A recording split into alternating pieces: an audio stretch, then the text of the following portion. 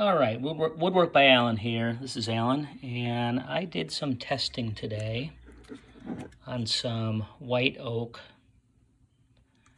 and I wanted to share my results. So I'm doing a sign for somebody, and I wanted to make sure I get the right look for them. Obviously, I'm going to let them choose, but I did testing. So I've got a one laser Hydra 7 dual laser machine. It has the 80-watt glass tube, a 38-watt RF tube in the machine, and then I also have a longer array 10-watt diode laser, old school. But anyway, I wanted to check and see which one my customer's going to like best. I haven't presented this to him yet, so I just wanted to share my results with you guys since I did do a video of me doing the material test on the diode laser. So this is actually the results of the diode laser right here. So again, it's the longer array 10-watt. Line interval was set to 0.08. Now this one was done with offset fill, which I've used offset fill a lot with that laser for a lot of the signs that I've done. I do like the dark.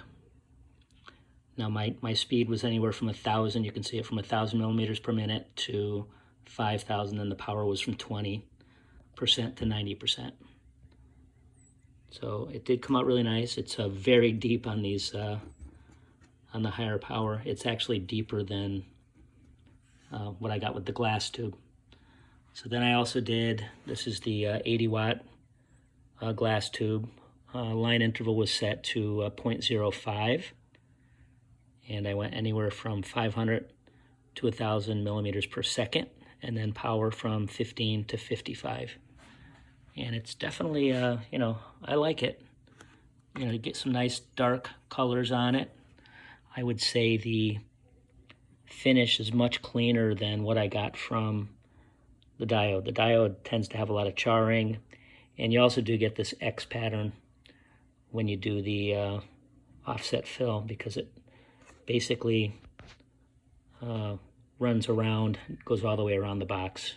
I mean, it gives kind of a cool effect on some of the signs I've done, which is kind of neat. Now this one here, this is from the 38-watt RF tube, and LI was also set at 0.05, and speeds from 350 to 1,000 millimeters per second, and power from 40 to 85%.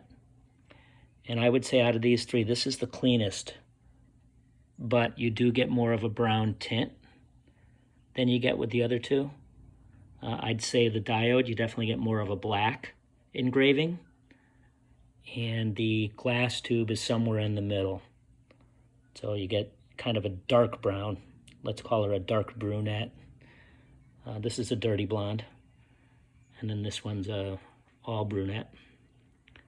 So anyway, just a little comparison. So I think it's the customer's choice how they want it. And this one's, the RF tube's pretty shallow. I mean, it's deep enough. It's got a nice deep feel to it, but a real nice clean look.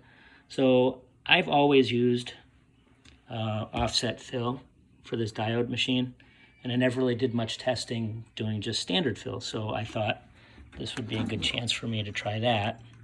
And this is the results. I was kind of surprised. I wasn't expecting it to be as dark as the offset fill, because the offset fill really burns in. But man, that came out really nice.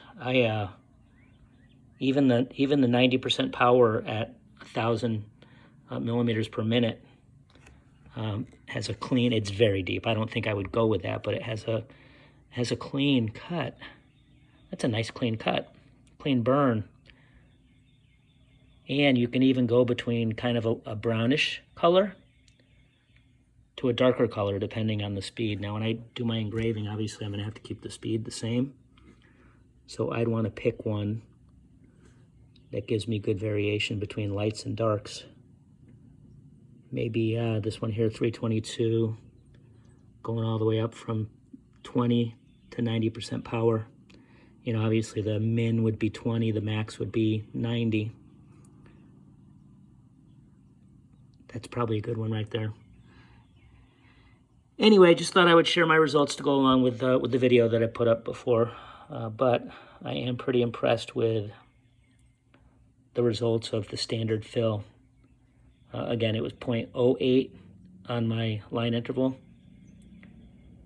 And looks nice. Yeah, anyway, just thought I would share my results. And I did spray these, so these are clear coated. Obviously, I do want to try, now that I clear coat it, I want to try doing one material test with the clear coat on it before the burn. I usually spray it after, that way it seals in the engraving. But you do have to clean off any soot.